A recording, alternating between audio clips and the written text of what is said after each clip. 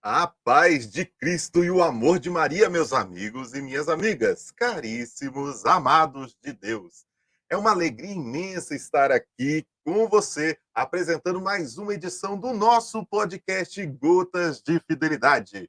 Eu sou o Abílio Gonçalves, da Escola de Fidelidade, e hoje nós prometemos trazer um episódio que vai mexer com os corações e nos desafiar a viver a nossa fé de forma autêntica. Então, meus queridos, o tema de hoje que vamos abordar é de extrema relevância para a nossa vida, especialmente para os homens. Vamos falar de masculinidade e proteção. Também importante para as mulheres, claro, né? Você que é mulher, manda aí, compartilha logo para todos aqueles que você conhece. Porque em um mundo que tantas vezes distorce os valores masculinos, queremos trazer à luz o que realmente significa ser um homem cristão, verdadeiro e comprometido com o chamado de Deus em sua vida. Eu aprendi aqui, junto com a comunidade católica Fidelidade da Cruz, né, nos diversos cursos, nas formações, que o trabalho é uma parte essencial da nossa vocação humana. É através dele que nós expressamos o nosso chamado a servir e transformar o mundo à nossa volta. E nos diz no Catecismo da Igreja Católica que encontramos preciosas orientações sobre a importância do trabalho. Primeiro que é um bem para o homem, diz lá no número 2428. E também como podemos colaborar com Deus na sua obra de criação. E dentro dessa missão, os homens são chamados a assumir o papel de proteção e cuidado, refletindo o amor de Cristo. Então, por isso é importante lembrar que a verdadeira masculinidade não está relacionada a um ser agressivo, mas sim uma pessoa de coragem, de força, de proteção. Seguindo, inclusive, o exemplo de Jesus Cristo. E a verdadeira masculinidade é baseada no amor e no serviço aos outros.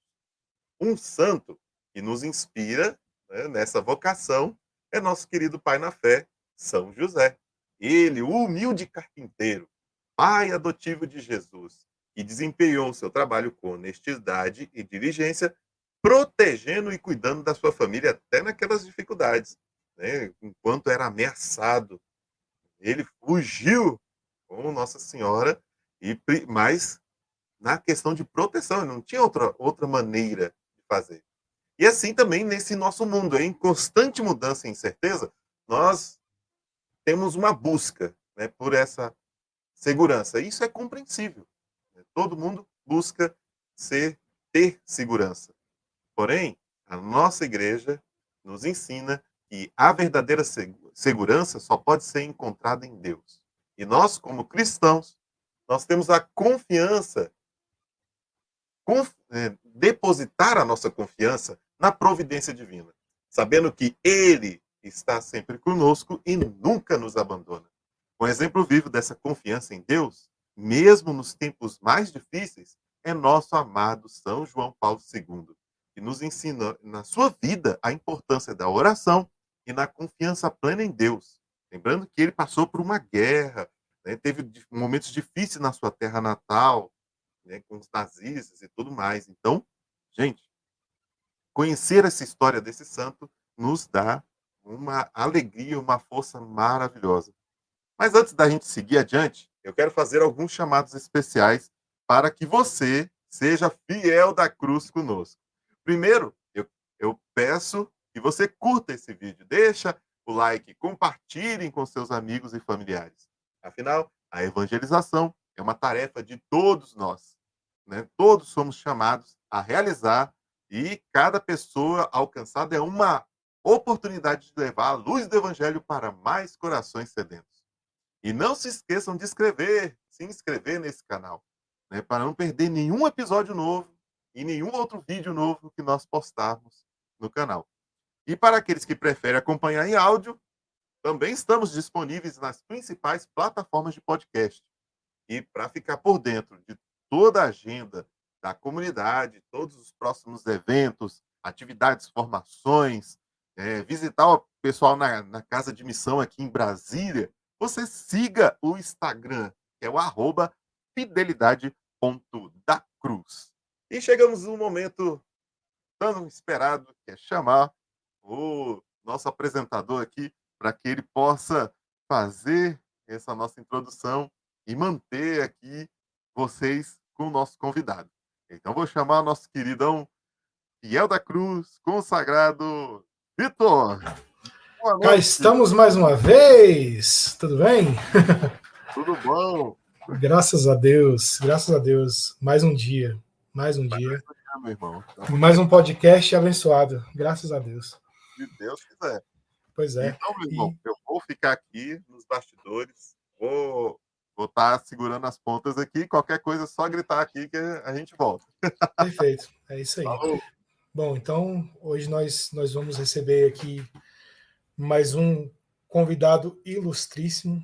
Vamos tratar sobre... eu queria, antes de mais nada, abrir um adendo aqui, né? Para tratar justamente sobre essa série, né? Essa série que nós estamos fazendo, que vai tratando sobre as profissões.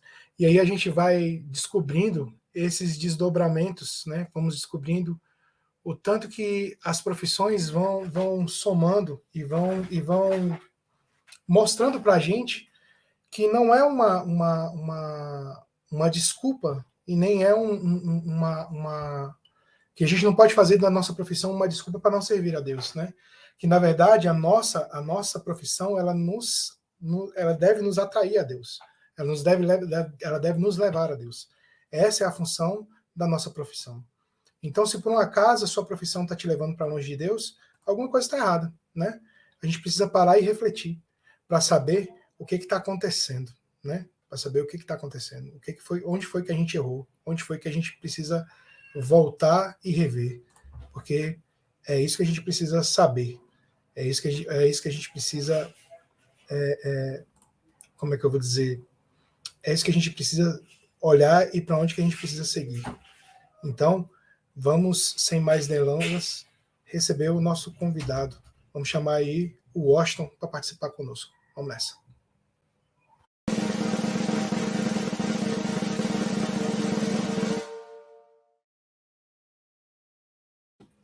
Fala, meu caro, seja muito bem-vindo.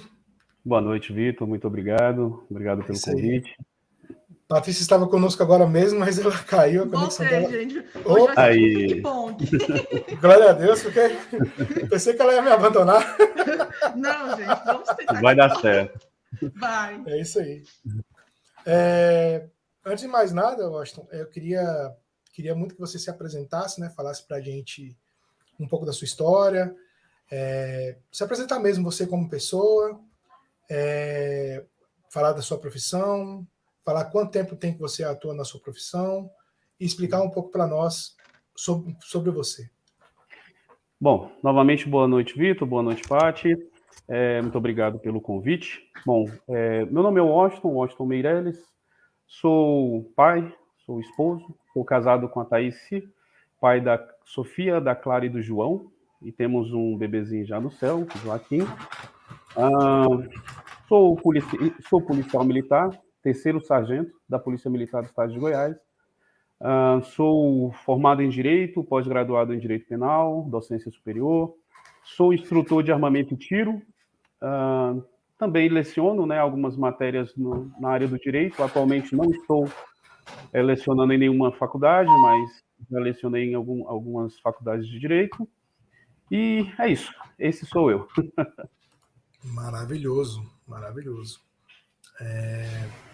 Que interessante isso, né? Porque a gente às vezes acha que o lance da polícia, do policial militar, muitas vezes leva para essa situação como é que eu vou dizer? A gente enxerga o policial militar, a gente pode enxergar ele de duas formas, né? Muitas vezes as pessoas tentam pintar o policial militar como aquele cara agressivo e as outras pessoas tentam levar o policial militar como aquele cara da proteção, né? E aí eu queria muito, muito que você me contasse como que você percebe as pessoas te vendo. Como que você percebe isso? Como que você percebe a sociedade te enxergando? Porque eu tenho o policial militar como uma pessoa muito cara para a sociedade. Eu tenho o policial militar como uma pessoa muito valorosa. Mas nem todas as pessoas querem enxergar isso. E tem muitas pessoas querendo manchar o bom nome do policial militar. Como que você enxerga isso dentro da sociedade? Infelizmente, Vitor, algumas pessoas veem a polícia como o mal necessário. Acredito que você já deve ter até ouvido essa frase. Infelizmente.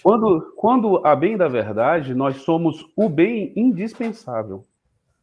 Hoje a polícia militar, ela é o bem indispensável. As outras polícias também. O nosso papel na sociedade, nós somos a barreira entre a ordem e a desordem. Essa é a grande verdade. E alguns propositalmente, outros porque se deixam levar por uma narrativa, vêm fazendo esse discurso de que o policial é truculento, de que o policial é violento, quando o nosso trabalho ele exige voz de comando, ele exige postura, ele exige firmeza, e muitas vezes essa firmeza ela é confundida com truculência, com, enfim, excesso de força. Nós precisamos ser fortes, nós precisamos ser corajosos e nós precisamos ter voz. E essa voz de comando, muitas vezes, ela vai ser enérgica. Dificilmente um bandido, um fora da lei, um malfeitor, enfim, como vocês queiram denominar esse ser humano, ele vai obedecer uma voz que a ele não seja forte, que a ele não traga temor.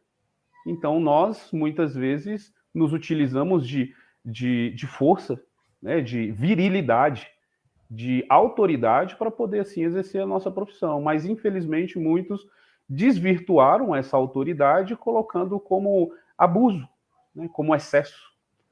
É lógico, eu não posso falar por todos, né? Assim como eu até faço uma ressalva, que eu não estou aqui representando a minha instituição, mas estou aqui trazendo uma percepção minha, uma visão minha acerca disso.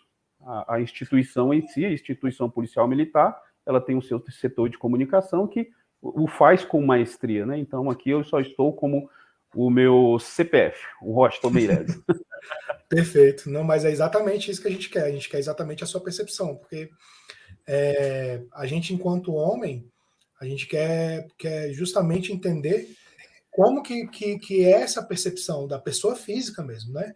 Porque, afinal de contas, é você quem atua na sociedade, é você, como indivíduo, que atua na vida do outro indivíduo, né?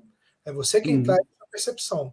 Então, eu queria justamente entender você como pessoa física, como a sua fé, como a sua religiosidade te atua na sua atuação, te ajuda na sua atuação como policial, te ajuda a se entender como pessoa e também a te ajudar nos seus momentos difíceis, nos momentos que você atravessa, nas suas dificuldades ali no seu dia a dia, justamente a lidar com o perigo, a lidar com os desafios que você tem. Bom, deixa eu ver se eu consigo sintetizar e responder bem as tuas perguntas. Hoje, o meu trabalho, ele me traz muitos desafios.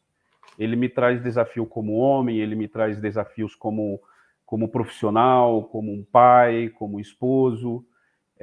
A atividade policial, ela é uma atividade que ela exerce muito estresse sobre nós.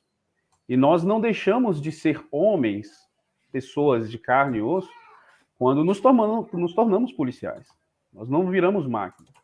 Então, nós estamos suscetíveis a vários sentimentos. Ao sentimento de raiva, ao sentimento de ira, à tristeza, à alegria, né? Então, pegando o início da tua pergunta, quanto à espiritualidade do meu trabalho, né? Eu vejo uma espiritualidade muito intensa. Esses dias para trás eu fui me confessar e conversando com um padre, ele falou algo que mexeu muito forte comigo, né? Ele, na hora da direção, ele falava assim comigo: Washington, se vocês policiais compreendessem a importância da atividade de vocês rezariam muito mais do que qualquer padre. Porque a importância de vocês no meio da sociedade é muito grande. E a carga emocional, a carga espiritual que vocês carregam é muito grande. Então, voltando ainda mais, lá no começo da minha formação policial, existe um momento muito ímpar dela, que é quando nós terminamos a nossa formação, e lá existe um momento da nossa formatura, e nós juramos proteger a sociedade com o risco da própria vida. Isso é muito forte, Vitor. Isso é muito, muito latente, isso é muito forte no nosso coração. Então, todas as vezes que eu visto a farda, todas as vezes que qualquer policial veste a farda, ele está colocando em prática ali o seu juramento de, se preciso for, perder a vida em proteção de terceiros, para defender a vida de outras pessoas. Você sai de casa, você não sabe se você volta, você sai de casa para proteger pessoas que você não conhece, e existe uma grande possibilidade de ali você perder a sua vida. Eu desconheço, assim, são poucas as profissões que fazem um juramento tão forte quanto esse. E existe nessa vida algo mais forte do que você dar a sua vida em proteção a outra pessoa. Então eu enxergo nisso uma espiritualidade muito grande, um chamado muito grande. Não é somente um chamado profissional, mas é um chamado vocacional. E aqui, Vitor, eu também digo para aqueles que querem seguir a carreira policial que pensem bem naquilo que você quer. Se de fato você tem essa predisposição a dar a sua vida pelo outro.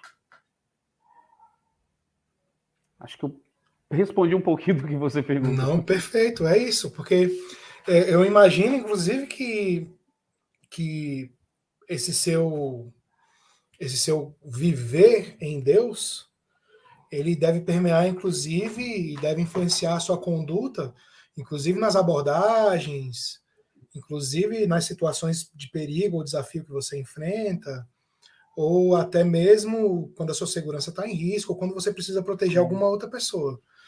Acho que como permeia na sua vida, deve permear também nas outras, nas situações que você enfrenta no dia a dia. E é muito, muito interessante isso, porque desmistifica talvez uma visão que as pessoas têm de um policial justiceiro, de um policial que age de uma maneira fria ou truculenta e apresenta para as pessoas, né, uma visão de um policial que de fato tem uma conduta ilibada, como tem que ser. De fato é uma pessoa de Deus, uma pessoa justa, uma pessoa generosa, uma pessoa que é uma pessoa, de fato, como você mesmo disse, que é uma pessoa comum, é uma pessoa normal. Partindo um pouco para o lado da masculinidade, da coragem, como que você enxerga a relação entre masculinidade e proteção, especialmente no trabalho como policial militar e no seu outro trabalho de instrutor de tiro? Então, Vitor, existe um tripé, né, que rege a masculinidade humana, né, que é da essência do homem, que é proteger, prover e procriar. Isso está na essência do homem, né? Só que a masculinidade, ser homem, exige esforço. A mulher, não que a mulher também não vá se esforçar para ser mulher na sua essência, mas a mulher, ela é mulher por si só. O homem, ele precisa do esforço para tornar-se masculino. Ele nasce homem, ele nasce o ser masculino, mas ele tem que trabalhar a masculinidade dele. Então, hoje, para mim, a minha atividade policial, ela me leva a exercer de forma muito intensa a minha masculinidade, porque nela eu estou exercendo o meu proteger. E é algo tão latente, cara, que assim, retornando um pouco mais na minha história, eu sempre gostei da área de segurança, sempre gostei. Antes de eu ser policial, eu fui vigilante, trabalhei muitos anos como vigilante. Via os meus tios, eu tenho vários policiais na minha família, e eu via os meus tios chegando fardado, e eu falava, é isso que eu quero para a minha vida. E isso foi crescendo dentro de mim, e eu não me via fazendo outra coisa a não ser policial.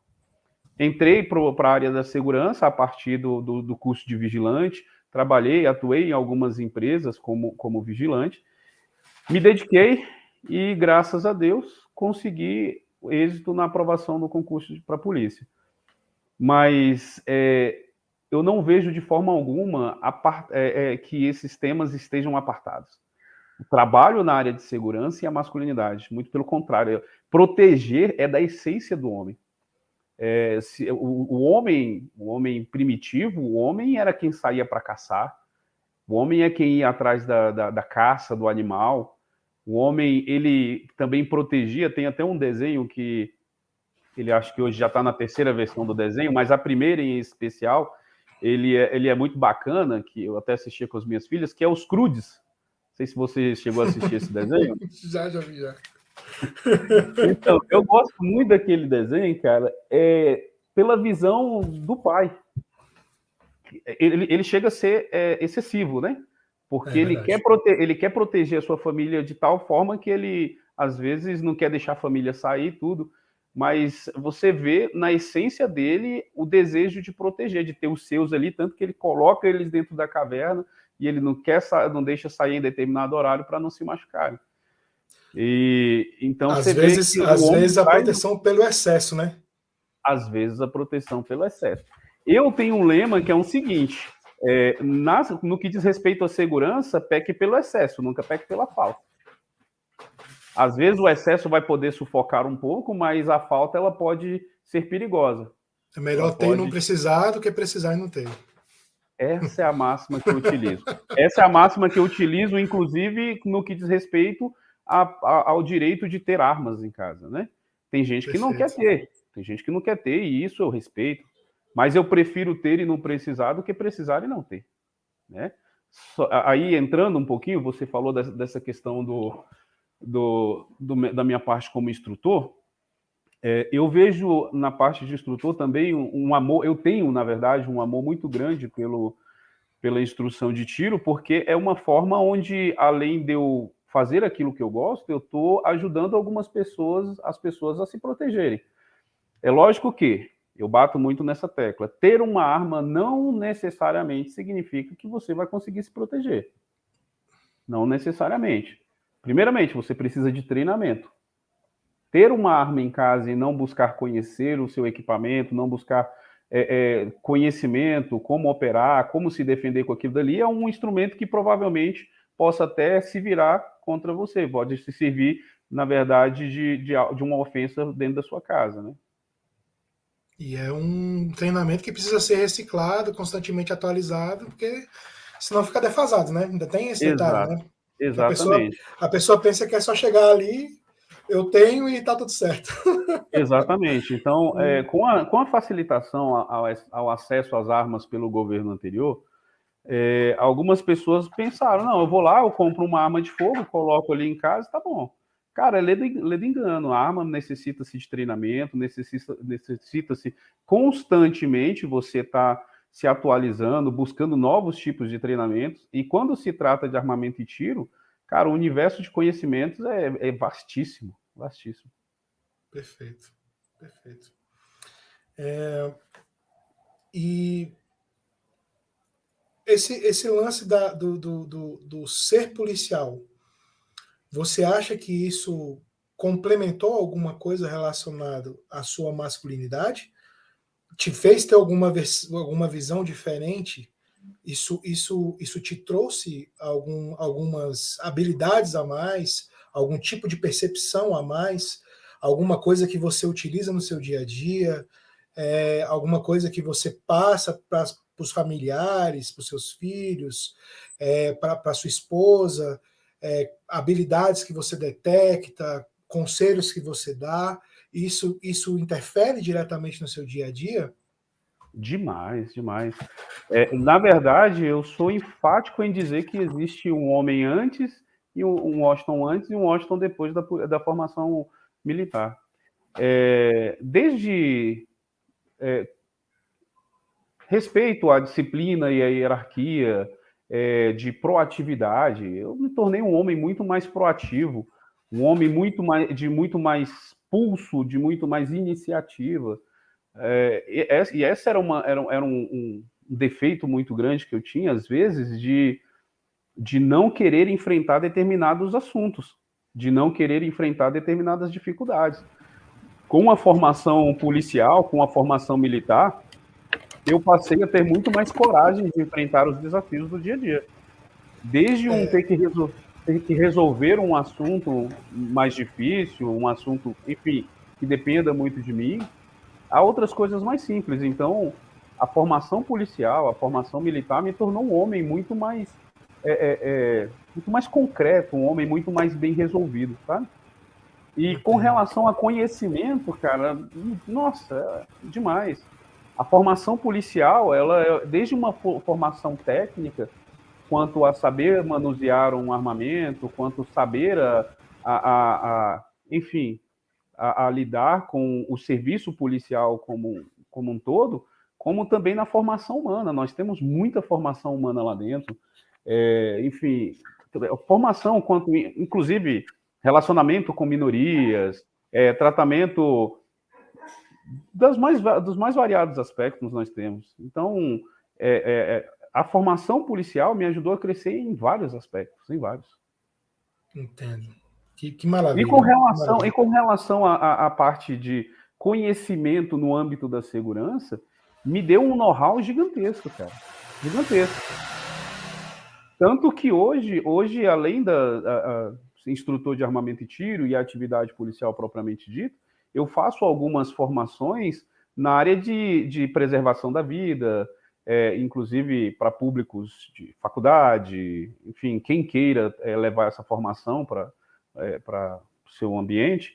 Eu dou treinamento sobre autodefesa, sobre autoproteção, defesa residencial. Agora, inclusive, em virtude desses últimos ataques que aconteceram nas escolas, eu me debrucei sobre o tema, desenvolvi uma palestra sobre o tema, né, ataque às escolas, onde eu também dou dicas ali de como os professores, os alunos podem se portar diante de um possível ataque às escolas.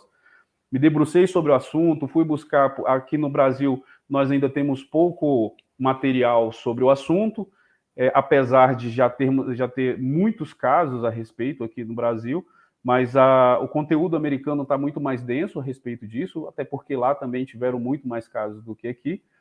Então, me debrucei sobre o assunto, me debrucei sobre a temática e desenvolvi também uma palestra a respeito de proteção, defesa nas escolas, proteção nas escolas, enfim. E todo esse know-how que me deu foi a polícia, sem sombra de dúvida. Perfeito. Bom, é perceptível na sua fala que eu posso dizer que a coragem, masculinidade, coragem, ela desempenha um papel importante na sua profissão e na expressão da sua masculinidade. Como que você aconselharia os homens que desejam expressar na sua masculinidade a proteção aos outros também em casa? Como que você aconselharia? Como que você acha que seria um início? Porque eu percebo nos homens uma apatia, uma falta de atitude, sei lá, meio relapso, assim, meio marasmo, sabe? Um cara meio parado, meio sem atitude mesmo, sabe? Sem autoridade, entende? Dentro de casa. Isso afeta, né? Ele, de uma maneira geral. E eu entendo que a temática aqui, ela é o trabalho. Mas eu também entendo que a paternidade é um tipo de trabalho. E talvez seja o mais belo e o mais importante dos trabalhos. Então, como expressar isso? Como que você pensa isso? Como que você vê? Eu acho que tem uma frase que vai definir perfeitamente essa sua pergunta, que é doação de vida. É doação de vida. É quando você sai de si e você vai dar tudo o que você tem para o outro. Então, hoje, a minha masculinidade exercida dentro da minha profissão e dentro do meu ser pai, dentro do meu ser família, ele se resume em dar tudo de mim para o outro. Hoje, a minha profissão hoje, o meu trabalho, o meu ganha-pão hoje, eu não vislumbro ele como uma forma de eu adquirir bens para mim, realizações materiais para mim. Eu sempre olho para minha família. Eu quero dar tudo. Inclusive, esse tudo é o meu sangue. até a última gota de sangue. Então, quando você falou da questão, aí você trouxe o outro aspecto do tripé da masculinidade, que é o procriar. Lembra que eu falei sobre prover, procriar e proteger? Perfeito. Então, quando hoje o aspecto do proteger, ele vai também culminar no procriar, e dentro do procriar tá como que eu cuido daqueles que Deus me confiou? Como que eu vou cuidar dos meus filhos? Com a minha vida. É dando tudo que eu tenho. E a pergunta que hoje nós devemos fazer aos pais, aquele que é pai de família, aquele que que está em casa, a presença masculina dentro de casa, cara, você está disposto a derramar até a última gota de sangue pelo seu filho?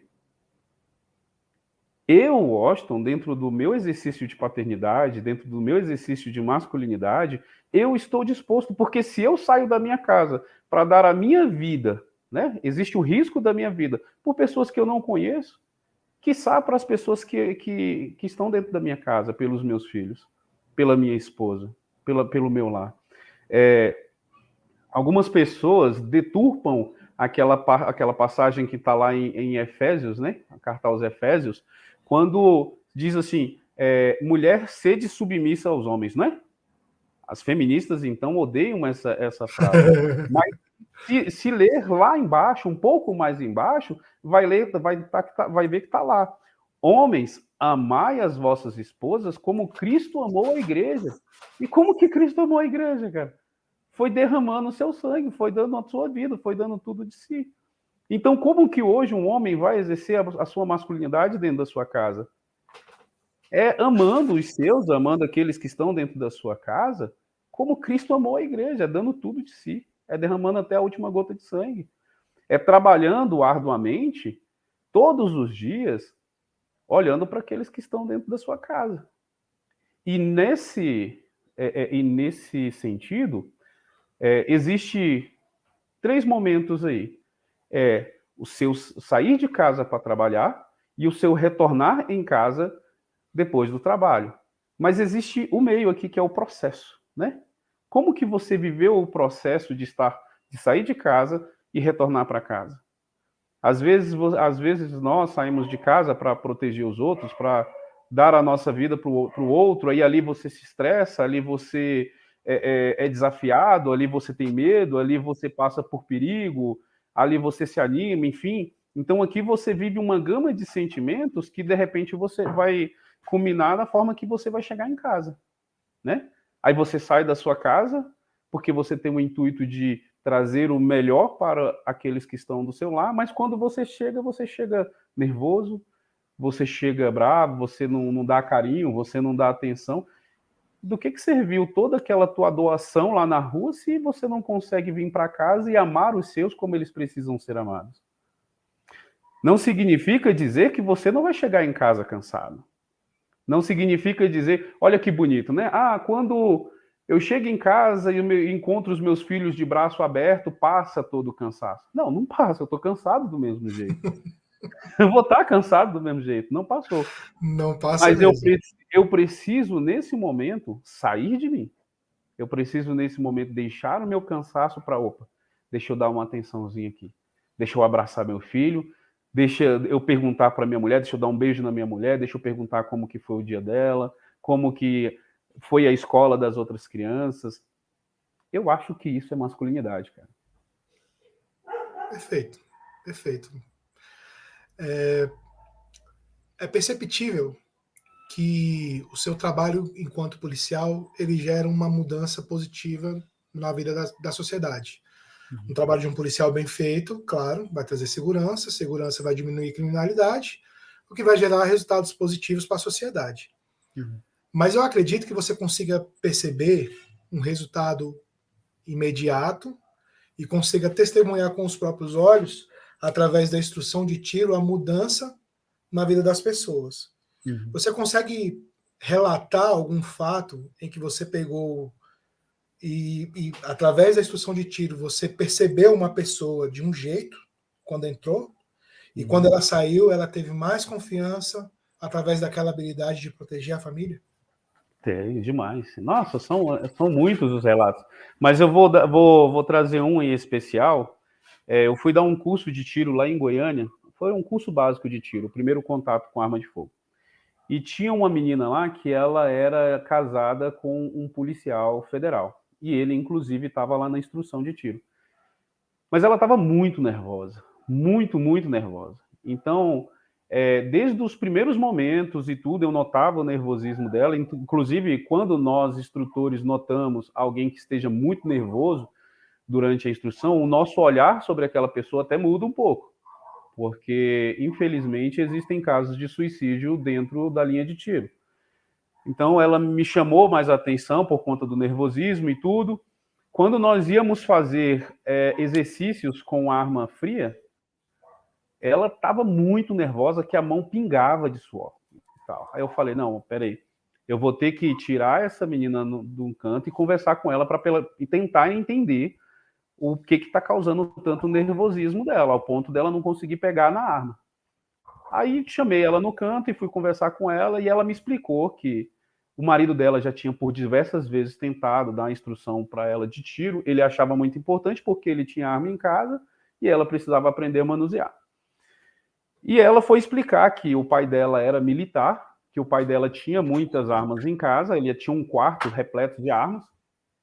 Só que para proteger os filhos, para que os filhos não pegassem as armas e não tivessem nenhum incidente de tiro, ele colocou medo.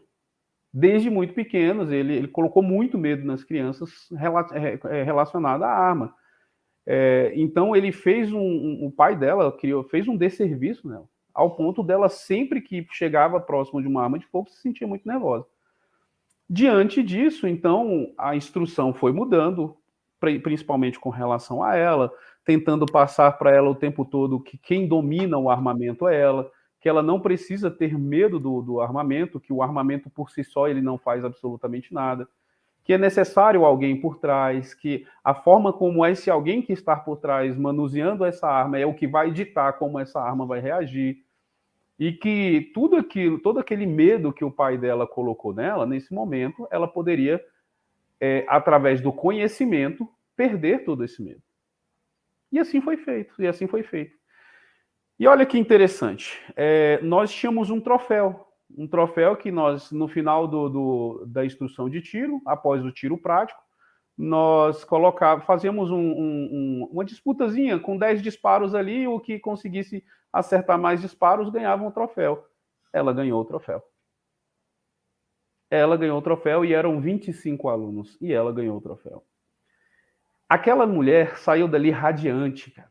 Ela saiu dali vibrando, assim, dava para ver na essência dela, dava para ver no rosto dela que ela mudou.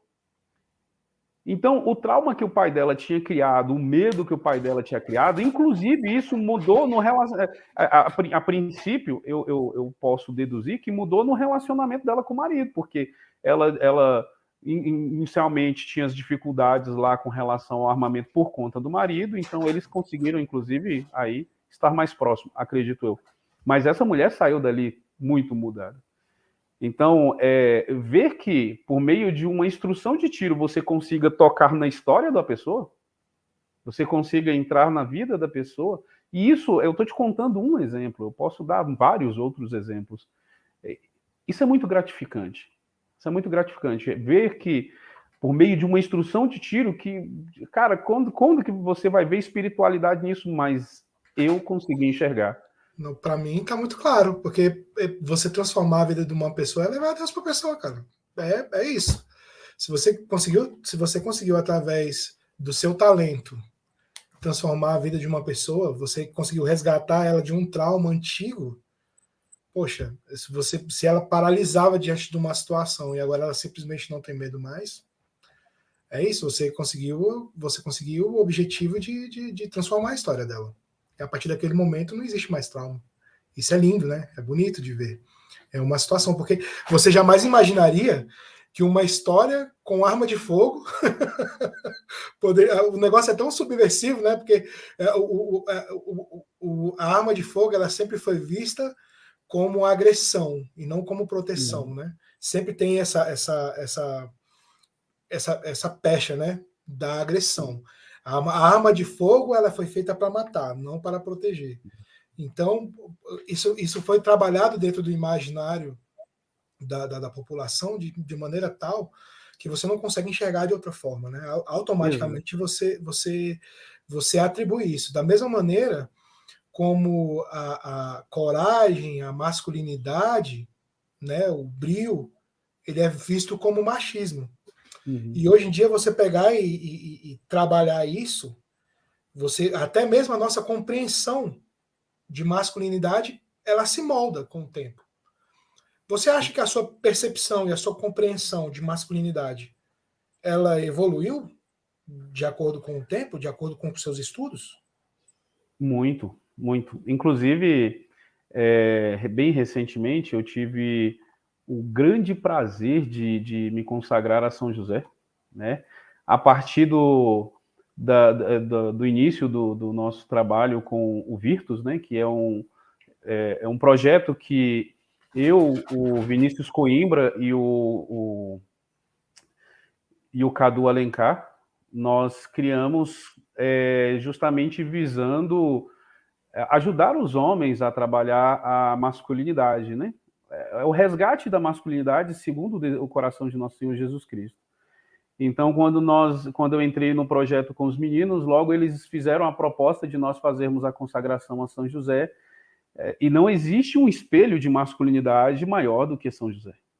Não existe um homem que exerceu em sua vida a masculinidade tal qual São José exerceu, né? Então, inicia aí, né? A mudança. E foi impressionante o tanto que, ao me aproximar de São José, esse tema masculinidade, essa realidade da masculinidade, ela veio tocando no meu coração tão forte ao ponto de falar, não, de fato, existe um momento em que esse momento é agora, onde nós precisamos ajudar os homens, nós precisamos trazer os homens a esse resgate da masculinidade. E a masculinidade, de fato, Vitor, tem sido deturpada. Tem sido deturpada. A masculinidade tem sido visto como truculência, tem sido visto como machismo. Existem alguns que acreditam que ser homem é ser truculento. É esse machismo. O que é o machismo? O machismo ele é a força sem amor. Ele é a força sem amor. O homem precisa ser forte. É a força sem amor. Nossa, bonito isso. O homem precisa ser forte, o homem precisa ser corajoso, mas ele precisa de amor. E nós temos o outro extremo, que também é o que hoje nós chamamos de metrosexual, né? Que é o amor o amor demais sem força. Nossa, e na verdade, é forte isso, cara. Eu fiquei impressionado agora. Muito bom. Mas esse é o desvio da masculinidade, né? É achar que o homem para ser homem, ele precisa ser virulento, truculento, machista. E o machista ali é o homem que quer ser homem, mas ele não tem amor nenhum, ele não tem empatia pelo outro, ele não tem desejo de cuidar do outro, ele não tem... Ele é aquele que cruza o braço dentro do ônibus e não cede o lugar a uma senhora grávida, a uma mulher grávida. Aí a gente já pega o outro extremo também, que é aquele cara que é o narcisista, né? Que só olha para si, se ama demais, mas não tem força, não tem vitalidade, não tem vigor físico. Esse é aquele homem da qual você estava falando, que fica em casa apático, que fica em casa que não se move, que não olha para casa e fala assim, cara, eu tenho que arrumar minha casa, eu tenho que ajudar os meus. Não, é aquele cara que vai trabalhar porque ele quer ter um carrinho rebaixado, cheio de som. É isso, cara. Eu acho que nós precisamos hoje fazer um serviço, e é urgente. Por isso, inclusive, na formação para a consagração de São José, lá o autor do livro, ele dizia muito forte que esse é o momento de São José. Esse é o momento de São José, porque São José quer resgatar os homens, cara. Glória a Deus. Glória a Deus. Que sejamos dóceis no coração, né? E escutemos esse chamado, porque precisa. O Virtus, ele é uma plataforma? O que é o Virtus? Não, o Virtus é um projeto que nasceu entre nós três, como eu falei, o Cadu e o Vinícius Coimbra, e nós nos juntamos para poder proporcionar aos homens. Nós temos hoje um grupo que está com mais ou menos uns 350 homens, são somente homens, onde nós estamos fazendo inicialmente formações online, tá? De 15 em 15 dias nós fazemos uma formação online. Nós estamos trabalhando em cima de um documento que foi feito por um bispo americano, chamado Firmes na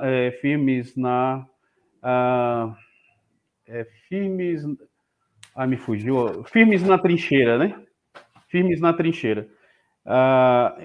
Donald Calloway, o bispo que fez esse documento, nós estamos trabalhando inicialmente em cima dele, onde nesse documento vai trabalhando várias virtudes da masculinidade, né? Vários pontos da masculinidade. Então, nós já fizemos os 3 encontros, onde, graças a Deus, nós tivemos aí uma média de... Batemos até uns 50 homens na sala de aula, tá? Na sala. E agora nós estamos indo para o nosso 4º encontro online e nós iremos anunciar o nosso encontro presencial, o nosso primeiro encontro presencial. E nesse encontro presencial nós iremos falar de religiosidade, mas também iremos falar da parte prática, que é autodefesa, defesa dos seus, enfim, iremos trabalhar a defesa pessoal. O Cadu Alencar, ele é faixa preta em boxe chinês, o chamado Sandá, né? Então, iremos trabalhar também essa parte da defesa pessoal e tudo. Então, é isso. A partir disso, da parte prática e da parte religiosa, iremos ajudar aí os homens ao resgate da masculinidade. E é interessante, Vitor, que como as mulheres estão loucas pelo Virtus. Reflete diretamente nelas, né? Nossa, cara, como as mulheres estão doidas assim, não, eu quero isso algumas querendo. Nós no nosso grupo, inclusive, do WhatsApp, são só homens. E algumas mulheres tentam entrar ali para ver o que está passando, nas nossas formações mesmo. Algumas mulheres tentam entrar ali porque falam assim, não, eu quero levar isso para o meu marido, quero levar isso para dentro de casa. O tanto que a gente vê que as mulheres, elas estão desejosas de verem os seus maridos exercendo essa masculinidade, cara. Com certeza. É essa a nossa meta, né? Tomara que seja isso, né? Porque eu vejo hoje com muita preocupação o caminho que os jovens têm trilhado, sabe? Muita preocupação. Porque não existe... eu vejo pelos lugares por onde passo, né? Tanto em relação às missões que vou, quanto em relação aos lugares que frequento, por conta de ter que levar minha filha ao colégio, de ter que levar minha filha aos projetos que ela frequenta, seja um projeto de música, seja um projeto de alguma atividade interescolar, algo do tipo. Os meninos muito mimados, muito cheios de vontade, muito disciplinados, muito, assim, os adolescentes muito cheios de vontade, muito impulsivos e arrotando liberdades e ao mesmo tempo muito depressivos, muito impulsivos, compulsivos. E isso é uma preocupação assim muito muito grande, sobretudo porque eu tenho 2 filhos e preciso criá-los, preciso moldá-los para que eles sejam luz nesse mundo onde tá difícil viver, sabe? Então, assim, o exemplo da masculinidade e da proteção nas gerações atuais é uma urgência. Você também concorda com isso? Como que você vê essa realidade? Absolutamente, cara, absolutamente. Eu vejo como uma urgência mesmo e a falta da masculinidade dos pais estão reverberando nos filhos. Está reverberando diretamente nos filhos, porque nós podemos colocar os nossos filhos nas melhores escolas, nós podemos desejar o melhor para os nossos filhos, mas se nós não dermos o exemplo, cara, de nada adianta. De nada adianta. Eu vi uma vez uma formação do Tiba, e ele falava uma coisa muito interessante, ele falava assim, os nossos filhos, eles têm o direito de ver os seus pais se ajoelharem para rezar. Olha só isso. Eles têm o direito, ele tem o direito. E como que eu vou exigir do meu filho uma vida de oração se eu não demonstro a vida de oração para o meu filho? Nós buscamos aqui dentro de casa dar uma educação para os nossos filhos voltados aos valores, às virtudes, né? Nossos filhos estudam em uma boa escola católica, lá no Sussum Corda, mas aquilo que nós fazemos aqui dentro da nossa casa, de tentarmos o máximo possível ser exemplos, isso na verdade, eu considero até que é mais importante até do que o que você coloca na escola que você coloca.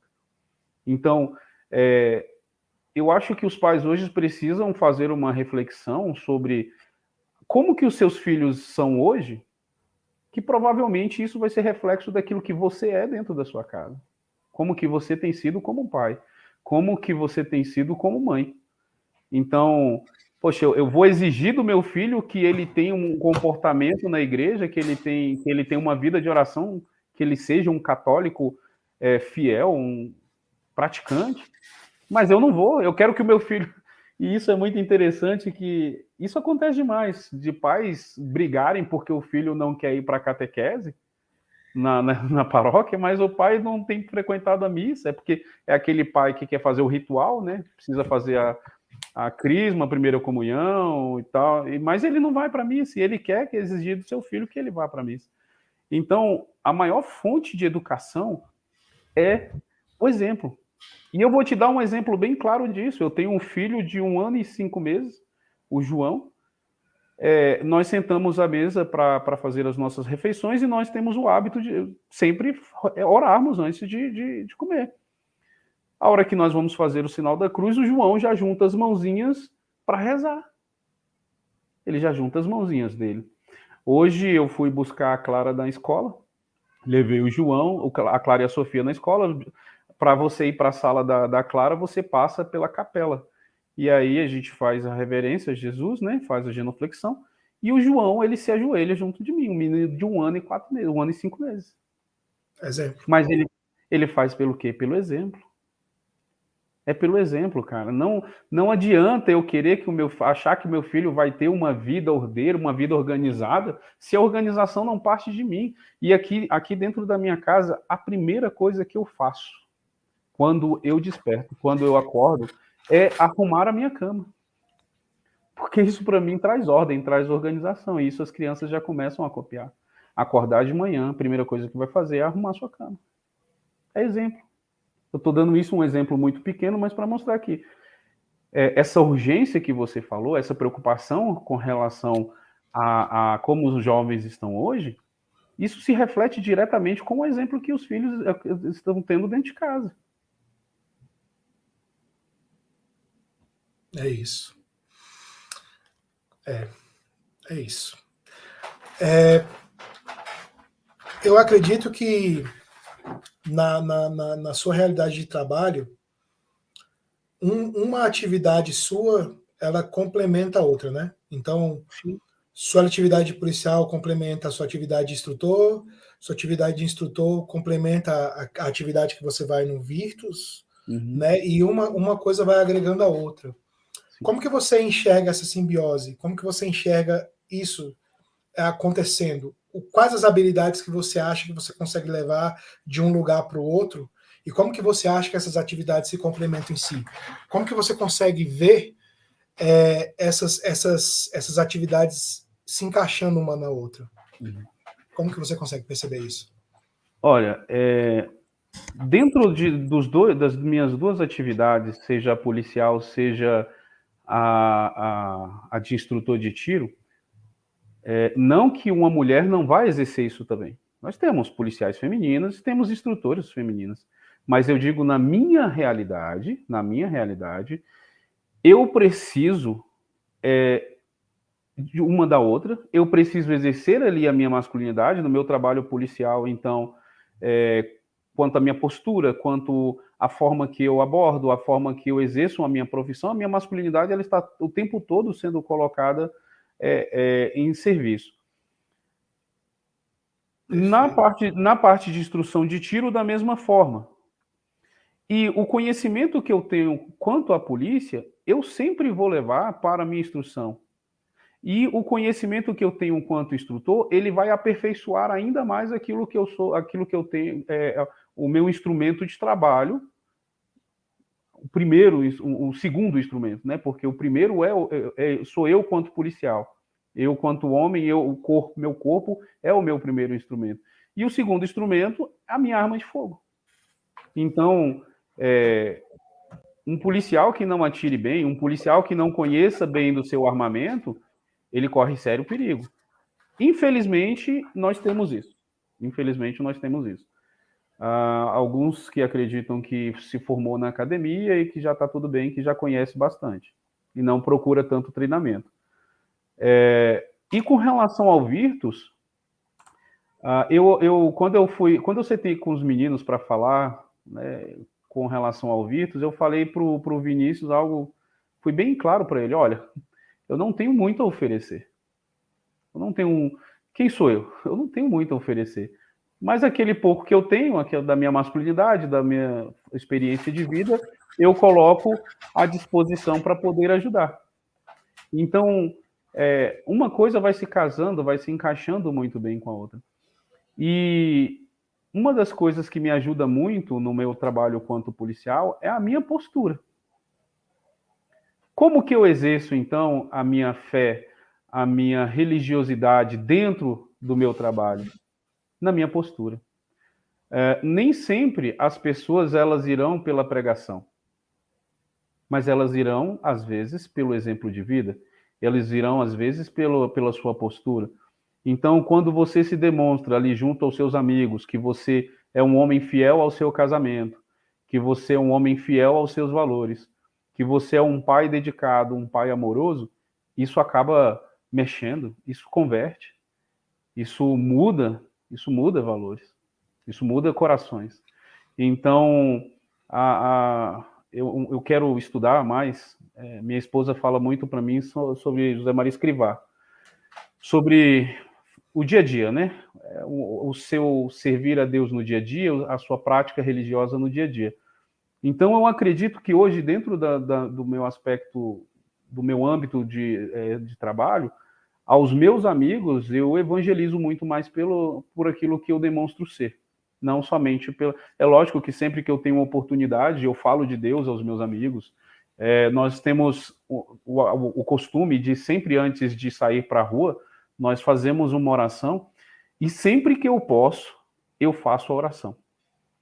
E geralmente eu inicio a oração com a seguinte frase: devemos falar muito pouco dos outros, nada dos outros, se possível, pouco de nós e muito de Deus. E às vezes as pessoas fazem o contrário, estão falando muito dos outros, não falam de Deus, e sempre que tem oportunidade, falam de si, se engrandecem ou se enaltecem. Então, geralmente eu começo com essa oração, com essa exortação, e fazemos as nossas orações. E aí Deus vai permeando o meu dia a dia.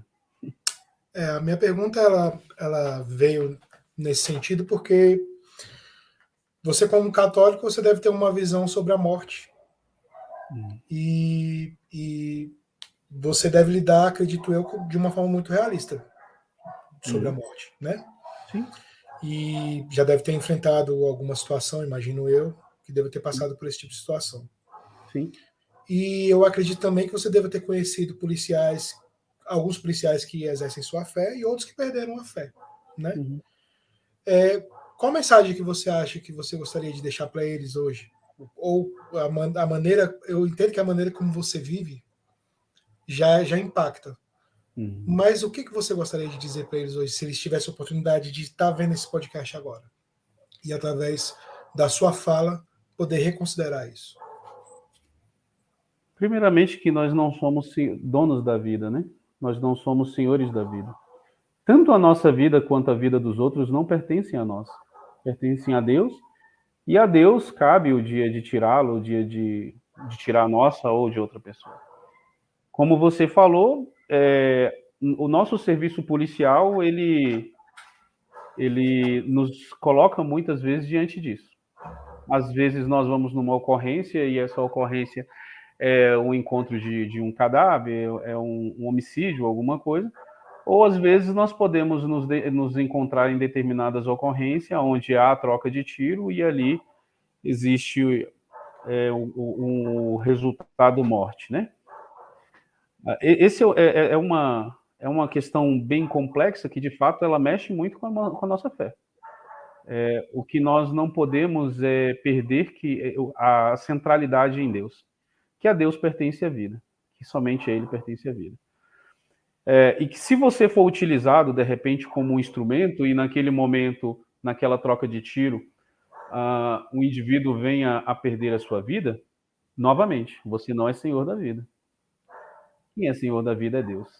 A Deus cabe o momento da vida, de perder ou de permanecer vivo, né? Quantas vezes a gente não vê troca de tiro aí, onde o ladrão tomou um monte de tiro e permaneceu vivo?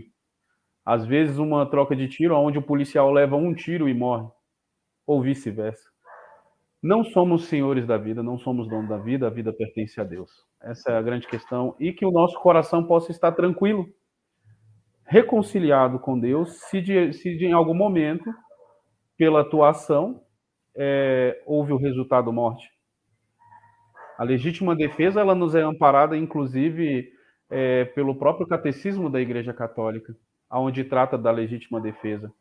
A nós é possível a legítima defesa. E aqueles a qual se tem a obrigação de proteger alguém, é um dever. É um dever agir em legítima defesa, sua ou de terceiros. Então, é uma temática complicada, muitas pessoas não sabem lidar, muitas pessoas não sabem, às vezes se culpam, muitos policiais se culpam, ou muitos policiais às vezes agem, enfim, porque já não tem tanta fé, agem de outras formas, mas a nós não pertence a vida, a Deus pertence. Perfeito. Já estou mandando um recadinho aqui, ó. Vou entrar no Grupo Virtus, hein? Muito bem. Falando nisso, se a pessoa tiver interesse de entrar no Grupo Virtus, como que faz? Então, nós temos o nosso perfil no Instagram. Pode entrar lá, comece a seguir a gente, manda um inbox, né?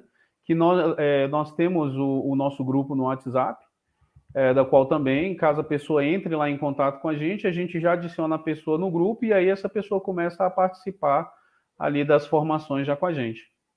Vai ficar sabendo também, lá no nosso perfil, nós colocamos também iremos colocar toda a nossa agenda, ainda não está atualizado com relação à agenda, porque nós teremos o nosso encontro presencial e ainda não está lá, mas logo, logo estará. Então, quem quiser participar, entra no nosso perfil, pode mandar uma mensagenzinha lá que o Cadu é quem está respondendo, logo, logo ele te responde lá. Maravilha.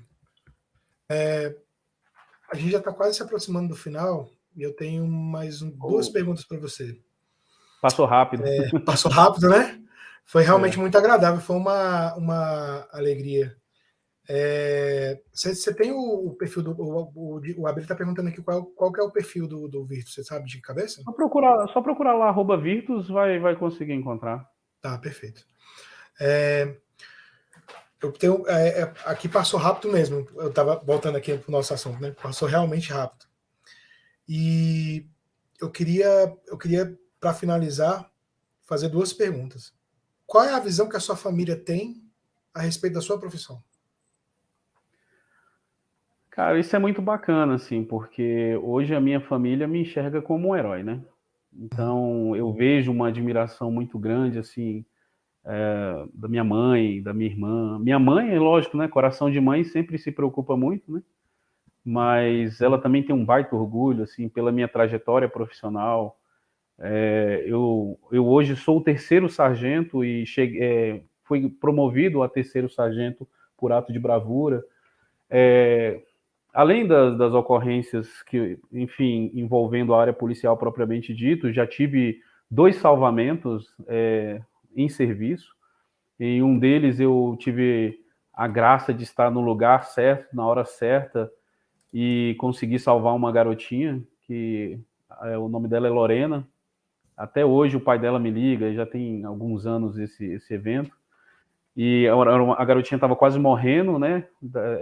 Estava engasgada, estava quase morrendo já desfalecida. Nós estávamos em um determinado lugar esperando um carro roubado passar. E os pais delas vieram de encontro a gente e já colocaram a criança. Quando eu vi, eu já estava com a criança na mão e fazendo um procedimento de taponamentos e tudo. E graças a Deus ela voltou. E conseguimos chamar o SAMU, que fez o restante do procedimento. E uma outra ocorrência boa que eu tive de salvamento: um rapaz tinha caído numa ribanceira durante a noite, foi fugir de bandidos e os caras iam assaltar eles, e ele acabou caindo numa ribanceira muito alta, aproximadamente uns 20 metros a ribanceira, embaixo de um córrego.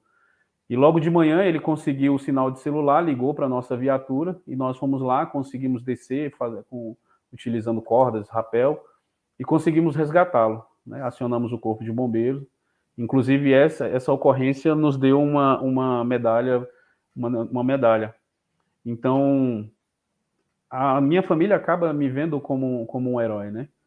Então, essa visão que eles têm. Em casa, então, minhas filhas têm um baita do orgulho do que eu sou, do que eu faço. Minha esposa também. Maravilhoso, mano. Maravilhoso. Que bom. Nosso podcast se chama Gotas de Fidelidade. E a gente tem uma última pergunta que a gente sempre faz para todos os convidados. Sim. Hoje, se você pudesse dizer, qual seria a sua gota de fidelidade? A minha gota de fidelidade é o meu desejo de dar tudo o que sou para minha família. De dar a minha vida, de dar tudo de mim. Tudo que eu tenho, toda a minha espiritualidade. E uma gotinha a mais é buscar melhorar cada vez mais, ser mais de Deus, para que isso me ajude a levar minha família para o céu, que é o meu objetivo. Perfeito. Então tá bom. É isso, meu caro. Chegamos ao final. Para quem perguntou e quiser acessar, tá aí o @ do programa Virtus. É só acessar lá, que lá vai ter mais informações. Então, você acessa o perfil, chama o pessoal no inbox, que eles vão te dar todo o passo a passo para poder você acessar lá e saber mais informações a respeito do programa, beleza? E agora nós vamos pegar e vamos fazer a nossa oração da Escola de Fidelidade. Aqui a nossa oração a gente faz assim: eu inicio fazendo a primeira parte, aí você faz a segunda e a gente vai intercalando, beleza? Ok. Em nome do Pai, do Filho e do Espírito Santo. Amém. Amém. Pai misericordioso, Deus Todo-Poderoso, Tu que és fonte da luz e da ciência, concede-me um coração ardente, fiel e sedento da sua vontade, para conhecer as suas obras e escutar o teu chamado à perfeição. Jesus crucificado, servo sofredor e filho de Deus, quero permanecer aos pés da tua cruz, ao lado da Santíssima Maria, sua mãe e nossa, e diante de suas dores, cultivar um amor filial a Deus e a preservar na vivência da sua palavra, e a perseverar na presença da sua palavra. Espírito Santo de Deus, fiel consolador dos aflitos, derramai seus dons durante a minha caminhada evangélica e fortaleça a minha decisão de prosseguir com coragem ao encontro dos sofredores e pequenos, anunciando o Evangelho com alegria. Ó Santíssima e Indivisível Trindade, que é essencialmente dom de si, é amor na sua realidade original e infinita fortaleza. Eu tô meio ruim de vista aqui. Nós a testemunhar e viver a comunhão e a sua imagem e semelhança. Nossa Senhora das Dores, rogai por nós. São Tomás de Aquino, rogai por nós. São João, apóstolo e evangelista, rogai pela comunidade católica Fidelidade da Cruz, por todos da Escola de Fidelidade e pelo mundo inteiro. Amém. É isso, pessoal. Muito obrigado pela presença de todos. Washington, foi uma alegria ter te conhecido, meu irmão. Muita paz para você, fidelidade na sua caminhada e que Deus te abençoe na sua trajetória, meu irmão. Amém, meu irmão. Quero agradecer a Deus, agradecer a vocês, que Deus abençoe essa comunidade cada vez mais. Amém. A todos que nos acompanharam até aqui, fiquem com Deus e semana que vem a gente se vê de novo. Valeu.